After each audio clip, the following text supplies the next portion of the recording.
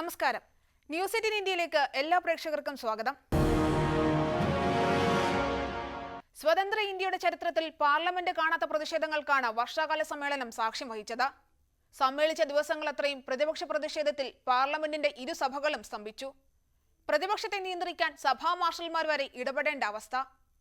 പെഗസസിലും കർഷക സമരത്തിലും നിലപാടിൽ അയവ് വരുത്താതെ പ്രതിപക്ഷം ഉറച്ചു നിന്നപ്പോൾ വാർത്താ സമ്മേളനം വരെ വിളിച്ച് വിമർശിക്കേണ്ട സ്ഥിതിയിലായി കേന്ദ്ര സർക്കാർ.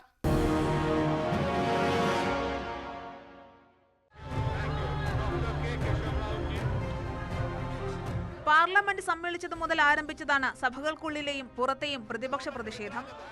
ആദ്യം കർഷക നിയമങ്ങൾക്കെതിരായും പിന്നീട് പെഗസസ് ഫോൺ ചോർത്തലുകളിലുമായി ഉയർന്ന പ്രതിഷേധം പെട്രോളിയം ഉൽപ്പന്നങ്ങളുടെ വിലവർധനയിൽ വരെ എത്തിനിന്നു. വിഷയത്തിൽ സമ്മേളനത്തിന്റെ തുടക്കത്തിൽ ഇരുസഭകളിലും മന്ത്രിമാർ മറുപടി നൽകിയതോടെ സഭ നിർത്തിവെച്ചുള്ള ചർച്ചകൾ വേണ്ടെന്ന നിലപാട് കേന്ദ്ര സർക്കാർ കൈക്കൊള്ളുകയായിരുന്നു. സഭാധ്യക്ഷന്മാരും ഇതിനെ പിന്തുണച്ചു.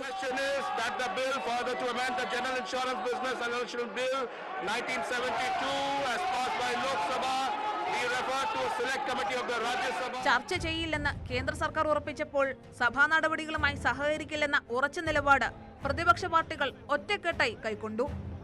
ഈ സമ്മേളന കാലയളവിലുടനീളം നിലപാടിൽ ഉറച്ചു നിൽക്കാൻ പ്രതിപക്ഷ പാർട്ടികൾക്ക് സാധിക്കുകയും ചെയ്തു. തുടർച്ചയായി സഭാ നടപടികൾ അലങ്കോലപ്പെടുന്നതിനെ പ്രധാനമന്ത്രി അടക്കമുള്ളവർ അപലപിച്ചു. പ്രതിപക്ഷം നിസ്സഹകരിക്കുകയാണെന്ന് വരെ വരുത്തി തീർക്കാനുള്ള ശ്രമങ്ങളാണ് ഉണ്ടായത്. ഇതിന് ബലം നൽകുന്ന ദൃശ്യങ്ങളാണ് സമ്മേളനം അവസാനിക്കുന്നതിന് തൊട്ടു മുൻപുള്ള ദിവസങ്ങളിൽ കണ്ടത്.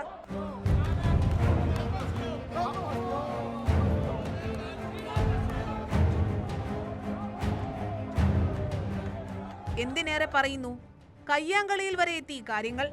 കൈവിട്ടു പോകും മുൻപ് സ്ഥിതി നിയന്ത്രണ വിധേയമായെങ്കിലും രാജ്യസഭാ ടിവിയിലൂടെയും ലോക്സഭാ ടിവിയിലൂടെയും കാണാൻ സാധിക്കാത്ത ദൃശ്യങ്ങൾ കേന്ദ്ര സർക്കാർ പുറത്തുവിട്ട് പ്രതിപക്ഷത്തെ പ്രതിരോധത്തിലാക്കി.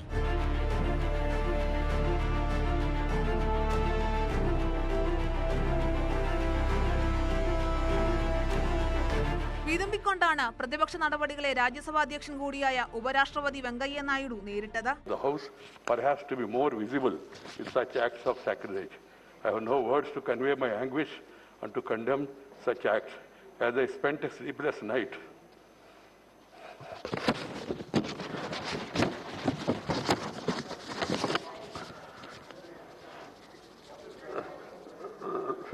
Last night I struggled to find out the provocation or reason for forcing this August House to hit such a low yesterday. തീർന്നില്ല കേന്ദ്ര സർക്കാരിന്റെ പ്രത്യാക്രമണം. കേന്ദ്രമന്ത്രിമാർ ചേർന്ന് വാർത്താ സമ്മേളനം വിളിച്ച് പരസ്യമായി അപലപിച്ചു. When the discussion was taking place, why did they acted in that behave in that manner? And why the marshals or the security people have been called? It is not the first time. They have been called in the last 70 years time and again. Because when people like these, Congress, Trinamool and Aam Aadmi Party, when they act in certain manner, what they did first, as I told you, they teared the papers or the statement of the IT minister. Second, during the farmers' discussion, they stood up on the table, threw file on the chair. സഭയ്ക്ക് കളങ്കമുണ്ടാക്കുന്ന രീതിയിൽ പ്രവർത്തനങ്ങൾ ഉണ്ടായതിൽ ഒടുവിൽ അന്വേഷണ കമ്മീഷനെ നിയോഗിച്ചു കേന്ദ്ര സർക്കാരും സഭാധ്യക്ഷന്മാരും. Strict action, कठोर कार्रवाई, स्पेशली जो आज मैन हैंडलिंग करने का कोशिश किया है, क्लिपिंग्स है, सीसीटीवी कैमरा का क्लिपिंग्स है. और इतना ही नहीं, जो कल टेबल पर चढ़ के जो कुछ भी तमाशा किया है, उन लोगों को टॉलरेट नहीं कर सकते हैं. इसलिए हम लिख के भी दे रहे हैं और सदन में हमारा नेता माननीय पीयूष गोयल जी भी आज कहा है कि हम ऑथराइज करेंगे चेयरमैन को एक कमिटी रचा दिया जाए. ശക്തമായ രീതിയിലാണ് സർക്കാരിന്റെ ആരോപണങ്ങളെ പ്രതിപക്ഷം നേരിട്ടത്. ബിജെപി പാർലമെന്ററി പാർട്ടി യോഗം ചേർന്നതിനേക്കാളേറെയായി പ്രതിപക്ഷ പാർട്ടികൾ യോഗം ചേർന്നു. രാഹുൽ ഗാന്ധി ഉൾപ്പെടെയുള്ളവർ യോഗം വിളിക്കാൻ മുൻകൈയെടുത്തു. കൂട്ടായി ആലോചിച്ചായിരുന്നു ഓരോ നീക്കങ്ങളും. The voice of 60% of this country has been crushed, humiliated, and yesterday in the Rajya Sabha physically beaten. We raised the issue of Pegasus. We asked the government to debate Pegasus the government refuses to debate Pegasus. Today we have come here to speak to you because we are not allowed to speak inside Parliament. This is nothing short of the murder of the democracy of this country. സർക്കാരിനെ അസ്വസ്ഥമാക്കും വിധം സഭാ നടപടികൾ തടസ്സപ്പെടുത്താൻ പോലും പ്രതിപക്ഷത്തിനായി. എന്നാൽ മുന്നോട്ട് വെച്ച ആവശ്യങ്ങളിൽ ഒന്നുപോലും നേടിയെടുക്കാനായില്ല എന്നതാണ് യാഥാർത്ഥ്യം. ഇതിലെല്ലാം ഉപരിയായി പ്രതിപക്ഷത്തിനുണ്ടായ നേട്ടം കൂടുതൽ കക്ഷികളെ ഒപ്പം നിർത്താൻ സാധിച്ചു എന്നതാണ്. കപിൽ സിബലാണ് യോഗം വിളിച്ചതെന്നതും ഗാന്ധി കുടുംബത്തിൽ നിന്ന് ആരും പങ്കെടുത്തില്ല എന്നതും ഒഴിവാക്കിയാൽ വലിയൊരു നേട്ടമായി തന്നെ വേണം അതിനെ കാണാൻ. BJPക്കെതിരായി ഒരു പൊതുബദൽ എന്ന ആശയം ശക്തമായി ഉരുത്തിരിയുന്ന കാഴ്ചയ്ക്കാണ് ഈ പാർലമെന്റ് സമ്മേളനം സാക്ഷിയായത്.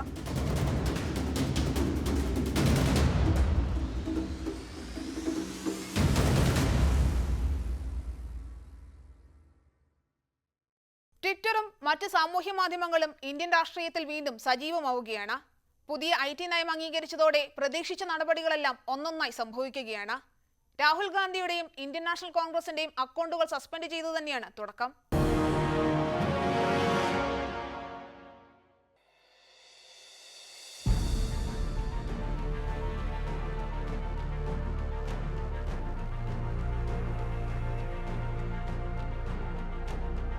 ജൂൺ മാസം അവസാനം വരെ ട്വിറ്ററിന്റെയും മറ്റ് സാമൂഹ്യ മാധ്യമങ്ങളുടെയും സ്വതന്ത്രമായ പ്രവർത്തനങ്ങളുടെ അവകാശങ്ങൾക്കായി സംസാരിച്ചവരാണ് രാഹുൽ ഗാന്ധിയും ഇന്ത്യൻ നാഷണൽ കോൺഗ്രസും മറ്റ് പ്രതിപക്ഷ പാർട്ടികളും. പക്ഷേ ഇതെല്ലാം മാറിമറിഞ്ഞത് ദിവസങ്ങൾ കൊണ്ടാണ്. കേന്ദ്ര സർക്കാരിന്റെ സമ്മർദ്ദങ്ങൾക്ക് ട്വിറ്റർ വഴങ്ങിയതോടെ പല നടപടികളും ഉണ്ടായി. തുടങ്ങിയത് പ്രതിപക്ഷത്തിന്റെ മുഖമായ രാഹുൽ ഗാന്ധിയുടെയും ഇന്ത്യൻ നാഷണൽ കോൺഗ്രസിന്റെയും അക്കൗണ്ടുകൾ താൽക്കാലികമായി ബ്ലോക്ക് ചെയ്തുകൊണ്ടാണ്.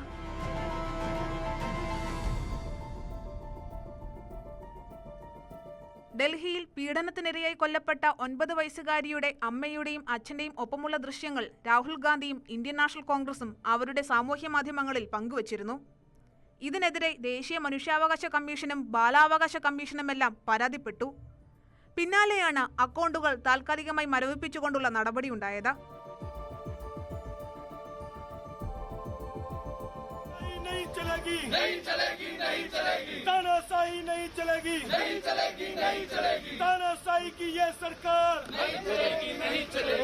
ആദ്യം രാഹുൽ ഗാന്ധിയുടെയും പിന്നീട് കോൺഗ്രസിന്റെയും അക്കൗണ്ടുകളാണ് ബ്ലോക്ക് ചെയ്തത്. ഇതോടെ പ്രതിഷേധം ട്വിറ്ററിനെതിരെയായി. ട്വിറ്ററിന്റെ നയമാണോ അതോ ഇന്ത്യയിൽ നിലനിൽക്കാനുള്ള നയമാണോ എന്നതടക്കമുള്ള വിമർശനങ്ങളാണ് ഉയർന്നത്. എന്തിനേറെ പറയുന്നു, ട്വിറ്ററിനെ ഓറഞ്ച് നിറത്തിൽ വരെ പൂശി പ്രതിഷേധക്കാർ. 19-20 million followers. You're denying them the right to an opinion. That's what you're doing. So this is not only patently unfair, they're breaching the idea that Twitter is a neutral platform. And for the investors, this is a very dangerous thing. പീഡനത്തിനിരയായ പെൺകുട്ടിയുടെയും കുടുംബാംഗങ്ങളുടെയും ദൃശ്യങ്ങൾ സഹിതം tweet ചെയ്ത BJP നേതാക്കൾക്കെതിരെ നടപടിയെടുക്കാത്തത് ഉയർത്തിക്കാട്ടിയും പ്രതിഷേധം തുടർന്നു. ഒരാഴ്ചയ്ക്ക് ശേഷം പ്രതിഷേധം ഫലം കണ്ടു. രാഹുൽ ഗാന്ധിയുടെയും കോൺഗ്രസിന്റെയും അക്കൗണ്ടുകൾ മരവിപ്പിച്ച നടപടി പിൻവലിച്ചു.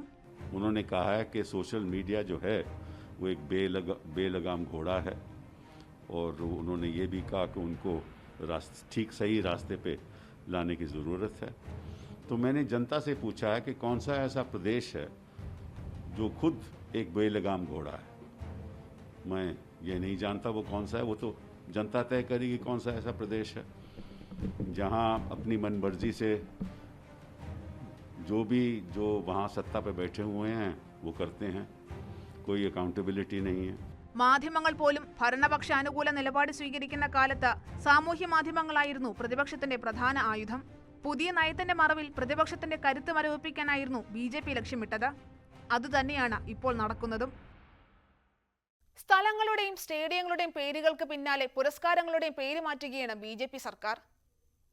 രാജീവ് ഗാന്ധിയുടെ പേരിൽ ഏർപ്പെടുത്തിയ ഇന്ത്യൻ കായിക ലോകത്തെ പരമോന്നത ബഹുമതിയായ ഖേൽ രത്നയുടെ പേരാണ് ഏറ്റവും ഒടുവിൽ മാറ്റിയിരിക്കുന്നത്.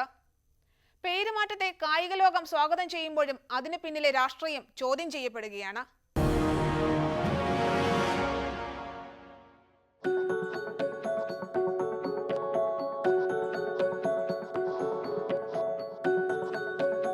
അലഹബാദ് പ്രയാഗ്രാജായി, ഹോഷംഗാബാദ് നർമ്മദാപുരമായി, ഡൽഹിയിലെ പ്രശസ്ത സ്റ്റേഡിയമായ ഫിറോസ് ഷാ കോട്ലയുടെ പേര് അരുൺ ജെയ്റ്റ്ലി സ്റ്റേഡിയം എന്നാക്കി. ഗുജറാത്തിലെ മൊട്ടേര സർദാർ പട്ടേൽ സ്റ്റേഡിയം നരേന്ദ്രമോദി സ്റ്റേഡിയവുമായി മാറി. ഈ പട്ടികയിലേക്കാണ് ഖേൽ രത്ന പുരസ്കാരവും എത്തുന്നത്. സന്ദർഭോചിതമായാണ് പേരുമാറ്റം കൊണ്ടുവന്നത്.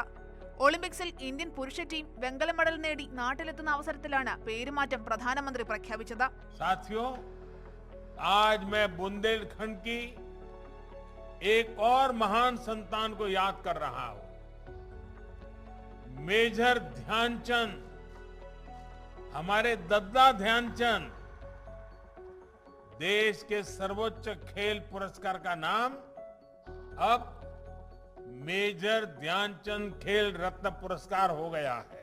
ഒരു അറിയിപ്പോ ചർച്ചയോ ഇല്ലാതെ വന്ന മാറ്റത്തെ പ്രതിപക്ഷം സ്വാഭാവികമായും എതിർത്തു. കായിക രംഗത്തു നിന്നുള്ളവർ മാറ്റത്തെ സ്വീകരിക്കുമ്പോഴും പഴയ ചില BJP പേരുമാറ്റങ്ങളും കുത്തിപ്പൊക്കി. ഇത് പ്രതിപക്ഷമടക്കം ഏറ്റെടുക്കുന്ന അവസ്ഥയുമുണ്ടായി. ലോകത്തിലെ തന്നെ ഏറ്റവും വലിയ ക്രിക്കറ്റ് സ്റ്റേഡിയം പണ്ട് അറിയപ്പെട്ടിരുന്നത് മൊട്ടേര അല്ലെങ്കിൽ സർദാർ പട്ടേൽ സ്റ്റേഡിയം എന്നായിരുന്നു. വിപുലീകരിച്ച ഈ സ്റ്റേഡിയത്തിന് 1 വർഷം മുൻപാണ് പ്രധാനമന്ത്രിയുടെ പേരിൽ പുനർനാമകരണം നടത്തിയത്.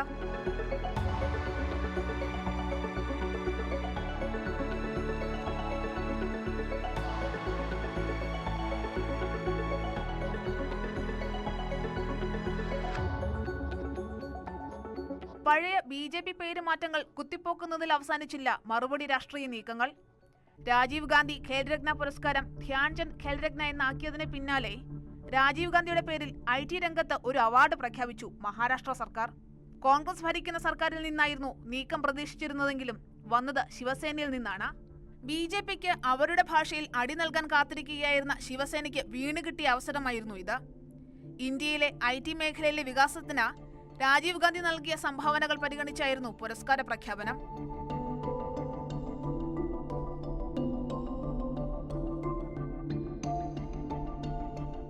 പുരസ്കാര പ്രഖ്യാപനത്തിന് പിന്നാലെ സോണിയാഗാന്ധി വിളിച്ച പ്രതിപക്ഷ പാർട്ടികളുടെ യോഗത്തിൽ ഉദ്ധവ് താക്കറെയും പങ്കെടുക്കുമെന്ന റിപ്പോർട്ടുകൾ പുറത്തുവരുന്നു. രാജീവ് ഗാന്ധിയുടെ പേരിലുള്ള പുരസ്കാരം അതിനാൽ തന്നെ രാഷ്ട്രീയ നീക്കങ്ങളുടെ ഭാഗമായി തന്നെ വേണം കാണാൻ. ഈ നീക്കത്തെ BJP പരിഹസിക്കുമ്പോഴും മഹാരാഷ്ട്രയിൽ സർക്കാരിലെ ഭിന്നത പരിഹരിക്കാൻ കോൺഗ്രസ് നേതൃത്വം ഇടപെടുന്നുവെന്ന സൂചന കൂടി ലഭിക്കുന്നുണ്ട്. അങ്ങനെയെങ്കിൽ മഹാരാഷ്ട്രയിൽ BJPക്ക് കാര്യങ്ങൾ അത്ര എളുപ്പമാകില്ല.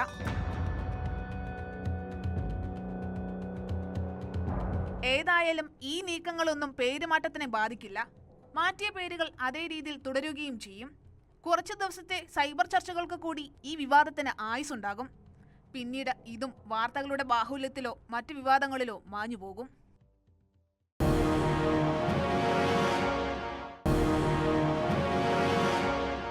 പ്രകൃതി ദുരന്തങ്ങൾ ആവർത്തനമാകുന്നു. ഹിമാചലിൽ വീണ്ടും മണ്ണിടിച്ചിൽ. കിന്നോറിൽ ദേശീയപാതയിലൂടെ സഞ്ചരിക്കുകയായിരുന്ന വാഹനങ്ങളുടെ മേലാണ് മണ്ണിടിഞ്ഞു വീണത്.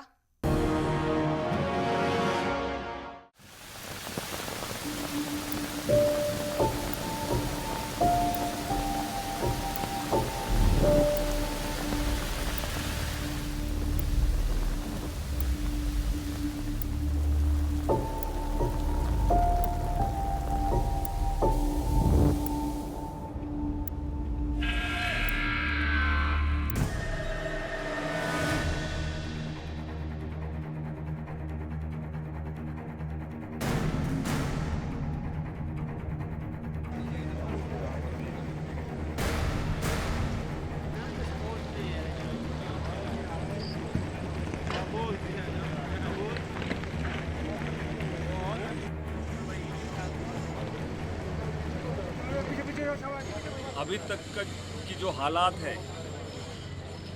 अभी तक 10 लोगों की मृत्यु इस भूस्खलन में दबने से हो गई है, 13 लोग इंजर्ड हैं।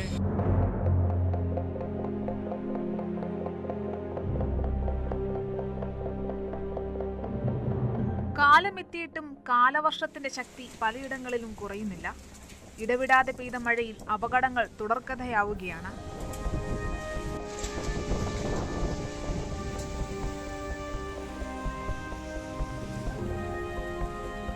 ഏറ്റവും ഒടുവിൽ ഹിമാചൽ പ്രദേശിലെ കിന്നൌരിലാണ് നിരവധി ജീവനുകളെടുത്ത മണ്ണിടിച്ചിലുണ്ടായത്. അപകടത്തിന് തൊട്ടു മുൻപുള്ള ദിവസങ്ങളിൽ തുടർച്ചയായി പെയ്ത മഴ മലഞ്ചെരുവിലെ മണ്ണിലേക്ക് ഊർന്നിറങ്ങിയതോടെ പാറകളിൽ നിന്ന് വിട്ടകന്ന് അവ താഴേക്ക് പതിക്കുകയായിരുന്നു.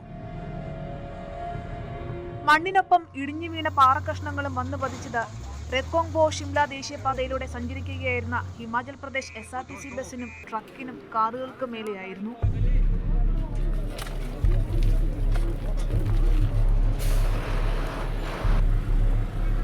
വിവിധ വാഹനങ്ങളിലായി 60-ലേറെ പേരാണ് മണ്ണിനും പാറക്കഷ്ണങ്ങൾക്കും ഇടയിൽ കുടുങ്ങിപ്പോയത്.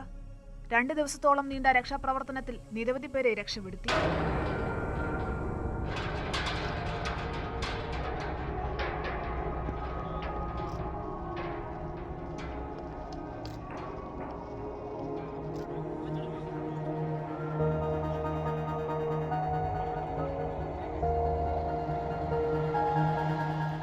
മണ്ണ് നീക്കിയപ്പോൾ കണ്ട കാഴ്ച ആരുടെയും കരളലിയിക്കുന്നതായിരുന്നു. മണ്ണിനടിയിൽപ്പെട്ട ബസ്സും ട്രക്കും എല്ലാം നാമാവശേഷമായി കഴിഞ്ഞു. കണ്ടെത്തിയ ഭാഗങ്ങളിൽ നിന്ന് ഏത് വാഹനമാണെന്ന് തിരിച്ചറിയാൻ പോലും കഴിയാത്ത അവസ്ഥ. തീർത്തും ദാരുണമായിരുന്നു ആ കാഴ്ച.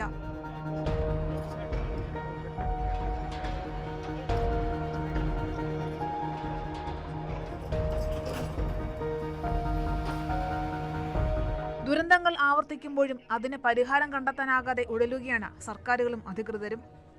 ദേശീയപാതയിൽ പോലും സംഭവിക്കുന്ന ഇത്തരം ദുരന്തങ്ങൾ ഉണ്ടാക്കുന്ന ആഘാതം ഇരട്ടിയാണ്. കോവിഡ് 2ാം തരംഗത്തിന് ശേഷം വിനോദസഞ്ചാര മേഖല പതിയെ തുറന്നു നൽകുകയാണ്. ദീർഘനാളായി അടച്ചിട്ടതിനാൽ പല കേന്ദ്രങ്ങളിലും അടിസ്ഥാന സൗകര്യങ്ങൾ പോലുമില്ല. എന്നിട്ടും ഏറെ പ്രതീക്ഷയോടെയാണ് പല കേന്ദ്രങ്ങളും ജനങ്ങൾക്കായി തുറന്നു നൽകുന്നത്. അങ്ങനെ തുറന്ന കേന്ദ്രങ്ങളിൽ ഒന്നാണ് ശിവമോഗയിലെ ആന പരിശീലന കേന്ദ്രം. ഇവിടുത്തെ കാഴ്ചകൾ കാണാം ഇനി.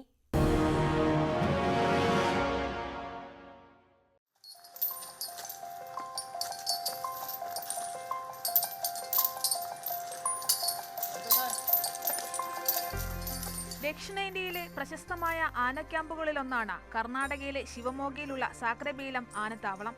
കേരളത്തിലെ കോട്ടൂർ, കോന്നി പോലുള്ള ആനത്താവളങ്ങളുടേതിന് സമാനമാണ് ഇവിടം. കാട്ടിൽ നിന്നുള്ള ആനകളെ മെരുക്കിയെടുക്കാനുള്ള കേന്ദ്രമായും ഇത് പ്രവർത്തിച്ചു വരുന്നു. കോവിഡ് വ്യാപനത്തെ തുടർന്ന് ഏറെ നാളായി അടച്ചിട്ട ഈ കേന്ദ്രം കഴിഞ്ഞ ദിവസമാണ് സഞ്ചാരികൾക്കായി തുറന്നു നൽകിയത്.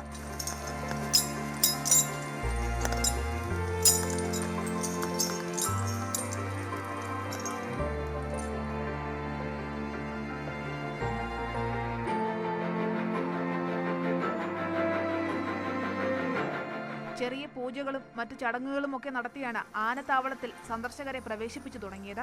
22 ആനകളാണ് ഇവിടെയുള്ളത്. ഇവയെല്ലാം രാവിലെ തന്നെ കുളിപ്പിച്ച് സുന്ദരന്മാരും സുന്ദരികളും ഒക്കെ ആക്കി. പിന്നീട് എല്ലാവരെയും നിരത്തി നിർത്തി പൂജയ്ക്ക് തുടക്കം. പൂജ അവസാനിക്കാറായതോടെ എല്ലാവരെയും പൂജ നടക്കുന്ന മണ്ഡപത്തിന് മുന്നിലേക്ക് എത്തിച്ചു. മസ്തകത്തിലും കഴുത്തിലുമായി പുഷ്പമാല്യങ്ങളും ഒക്കെ ചാർത്തി കരിവീരന്മാർ നിരന്നു നിന്നു.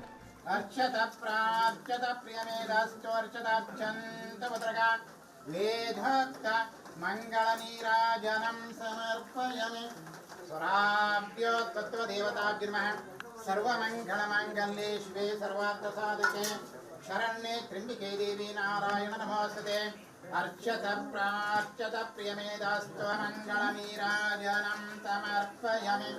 ഇതെല്ലാം കണ്ട് ആസ്വദിക്കാൻ വിരലിലെണ്ണാവുന്ന അതിഥികൾ മാത്രമാണ് ഉണ്ടായിരുന്നത്. വളരെ കൗതുകത്തോടെയാണ് സന്ദർശകർ ചടങ്ങുകളും ആനകളുടെ ഒരുക്കവുമൊക്കെ നോക്കിക്കണ്ടത്. പൂജകളും പ്രാർത്ഥനകളും ഒക്കെ ഫലം കാണുമെന്ന പ്രതീക്ഷയിലാണ് ക്യാമ്പിലുള്ളവർ. ഇതൊന്നും അറിയാതെ കൃത്യസമയത്ത് ലഭിക്കുന്ന പനമ്പട്ടയും പഴവും ഒക്കെ ആസ്വദിച്ച് കഴിച്ചു നിൽക്കുകയാണ് ആനക്കൂട്ടം.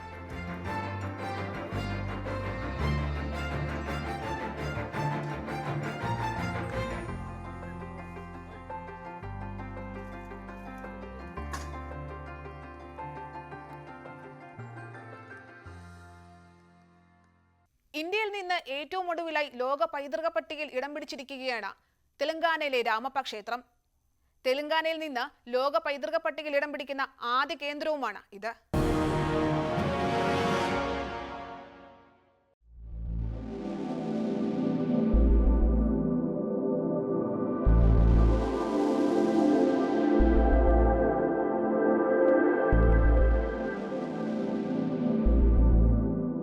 പ്രശസ്തമായ കാകതീയ രാജവംശകാലത്തിന്റെ പ്രൗഢിയും നിർമ്മാണ വൈദഗ്ധ്യവും വിളിച്ചോതുന്നതാണ് രാമപ്പ ക്ഷേത്രം.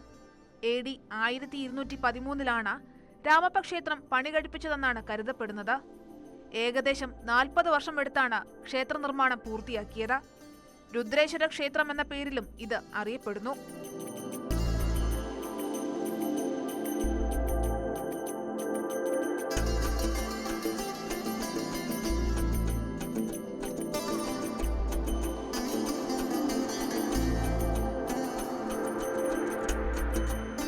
തെലങ്കാനയിലെ വാറങ്കലിൽ നിന്ന് 77 കിലോമീറ്റർ അകലെ മുളുഗു ജില്ലയിൽ പാലംപേട്ട് എന്ന ഗ്രാമത്തിലാണ് രാമപ്പ ക്ഷേത്രം സ്ഥിതി ചെയ്യുന്നത്. 12-13 നൂറ്റാണ്ടുകളിൽ കാകതീയ രാജവംശത്തിന് കീഴിലായിരുന്നു ഈ പ്രദേശം. അന്ന് രാജാവായിരുന്ന ഗണപതി ദേവയുടെ സൈന്യാധിപൻ രജലരുദ്ര റെഡ്ഡിയാണ് ക്ഷേത്രം നിർമ്മിച്ചത്. ഗണപതി ദേവയുടെ ഭരണകാലം വാറങ്കലിന്റെ സുവർണകാലം എന്നാണ് അറിയപ്പെട്ടത്. ഈ സമയം സാഹിത്യവും കലയും സംഗീതവുമൊക്കെ മേഖലയിൽ വളർന്നു വികസിച്ചിരുന്നു. രാമലിംഗേശ്വര സ്വാമി എന്ന പേരിൽ പരമശിവനാണ് രാമപ്പ ക്ഷേത്രത്തിലെ പ്രധാന പ്രതിഷ്ഠ.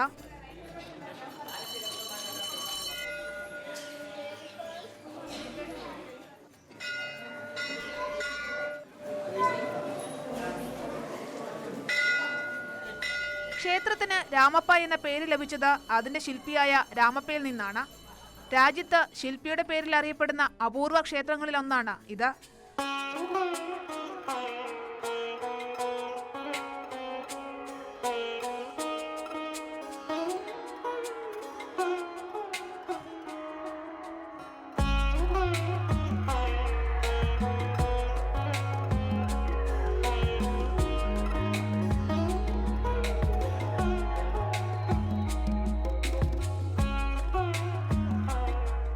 ഒട്ടേറെ വിസ്മയകരമായ നിർമ്മാണ രീതികളാണ് രാമപ്പയുടെ നിർമ്മാണത്തിനായി ഉപയോഗിച്ചിട്ടുള്ളത്. ഇതിൽ ഏറ്റവും ശ്രദ്ധേയം വെള്ളത്തിൽ പൊങ്ങിക്കിടക്കുന്ന തരത്തിലുള്ള ഇഷ്ടികകളാണ്. ഇതെങ്ങനെ സാധിച്ചു എന്നത് ഇനിയും കണ്ടെത്താൻ സാധിച്ചിട്ടില്ല. ഇഷ്ടികക്കൂട്ടിൽ മരപ്പൊടി കൂടി ചേർക്കും എന്ന് മാത്രമാണ് ഇതുവരെ മനസ്സിലാക്കാൻ സാധിച്ചത്. ശിവന്റെ പ്രതിഷ്ഠയുള്ള 2 ശ്രീകോവിലുകളാണ് ഈ ക്ഷേത്രത്തിലുള്ളത്. ഇതിനു മുന്നിലായി വലിയൊരു നന്ദികേശ്വര ശില്പവുമുണ്ട്.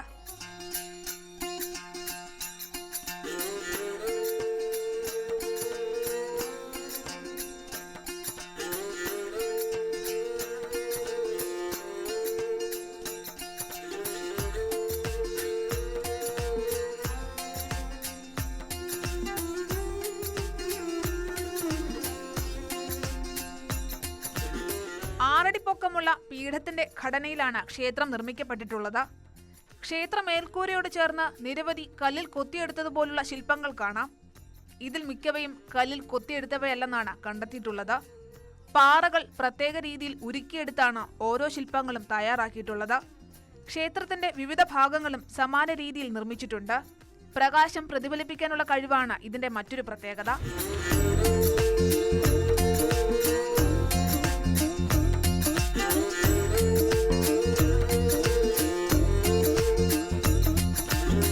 കാകതീയ നിർമ്മാണ കലയുടെ മകുടോദാഹരണമായാണ് രാമപ്പ ക്ഷേത്രത്തെ മാർക്കോ പോളോ പോലും വിശേഷിപ്പിച്ചത്.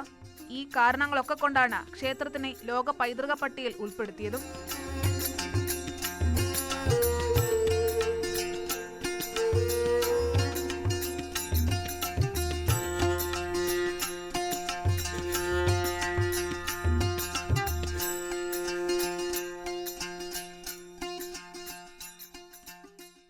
ന്യൂസ് 18 ഇന്ത്യയുടെ ഈ എപ്പിസോഡ് ഇവിടെ പൂർണ്ണമാകുന്നു. വീണ്ടും കാണും വരെ നന്ദി, നമസ്കാരം.